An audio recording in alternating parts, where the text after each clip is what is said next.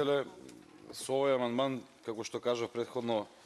бараме да се обезбедат 6 милиони денари за обиколница околу Велес, затоа што сметаме дека тоа е единствениот начин да се олесни сообраќајот не само за Велес, туку и за општина Чашка, и практично околу повеќе од 50% таму е завршена работата, само овие 6 милиони денари би се однесувале на клучките кои што треба да го поврзат патот со регионалниот пат, постоечкиот Велес Чашка и ще навлезот за Велес, затоа што таму е оној бранковиот пат, еден споменик на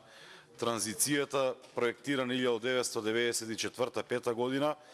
кој што ниту Абер имаше тогаш да се реализира, ниту пак предпоставувам во иднина ќе се реализира. Сакаме затоа да направиме и промена, предпоставувам би тргнала од некаде и од просторното планирање, затоа што додека чекавме да се направи тој бранковиот пат од Свети Николе до Прилеп, кој што требаше да мине преку Велес, владата на ВМРО ДПМН направи неколку експресни патишта и овој отпаѓа од комбинација, меѓутоа можеме таа веќе постоечка инфраструктура и онаа експроприација на имоти која што е направена во тој дел да искористиме за да направиме обиколница околу градот, меѓутоа очигледно е дека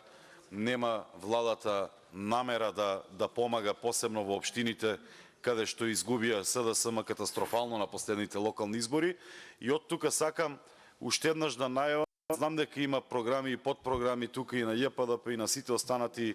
агенции или јавни предпријатија, меѓутоа од тука сакам да најавам дека ако 2023 се случи она што се случи во 2022 година, а тоа е 0 денари од подпрограмите на ЈПДП за Велес одвоени, ние како велешани ќе го блокираме влезот и излезот на Македонија пат,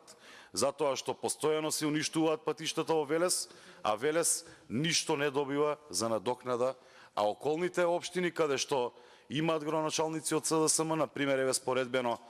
бројот на жители во Чашка каде што е околу 6.000 имаат 43 милиони денари добиено од ЈПДП, Велес има околу 50.000 жители, има 0 денари добиено, и доколку проложи оваа тенденција, јас ви гарантирам и уште сега ви најавувам дека ние ќе го блокираме влезот и ќе закочиме целата работа. Благодарам. Ви благодарам и на вас.